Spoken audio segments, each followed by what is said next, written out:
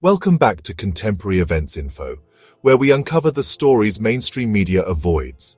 If you're tired of silence on real issues, hit that like, share and subscribe button because today we're talking about an India that most refuse to see.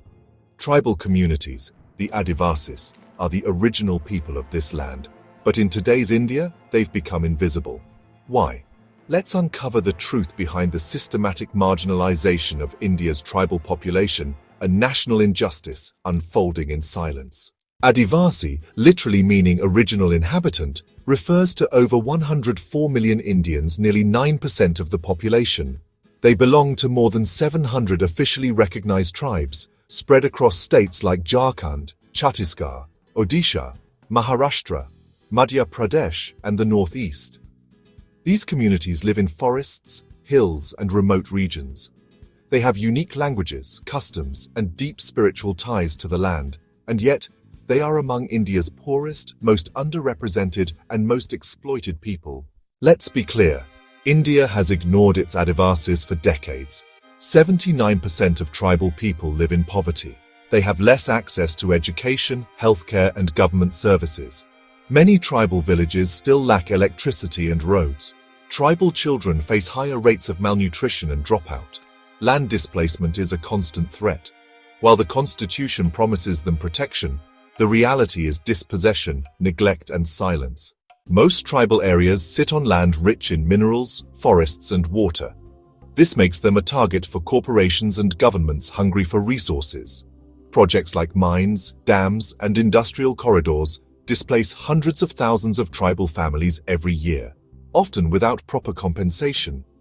From the Narmada Valley to Posco in Odisha, tribal lands are being grabbed in the name of development. But who is this development really for?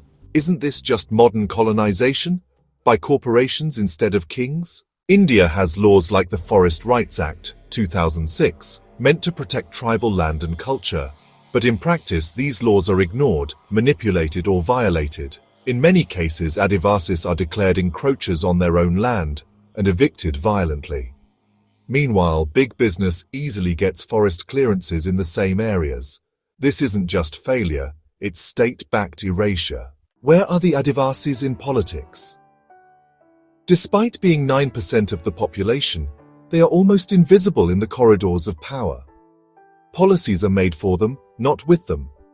Their languages and cultures are dying out, with little effort to preserve them in schools or media.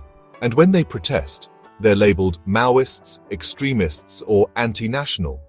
Is demanding dignity now a crime? Despite overwhelming odds, tribal communities are resisting. In Chhattisgarh, Adivasis have mobilized against illegal mining. In the Northeast, they fought for autonomy and identity. Women like Soni Sori, Dayamani Bala, and others are leading grassroots movements. But they are often met with violence, imprisonment, or silence. Mainstream media won't cover them. Political parties won't back them. The courts delay their justice. This is not just a tribal issue. It's a human rights issue, an economic issue, a moral issue. When a country allows its most vulnerable citizens to be trampled in the name of progress, that country loses its soul. How can we call ourselves the world's largest democracy when we ignore the very people who were here first? So ask yourself, why is India silent about its tribal communities? Why don't we see them in headlines, hear them in parliament, or respect their place in our history? Is it because they're easy to ignore? Because their resistance threatens the illusion of progress? If this video opened your eyes, share it. Amplify their stories, because silence isn't neutrality, it's complicity. Subscribe to Contemporary Events Info for more fearless, unfiltered content.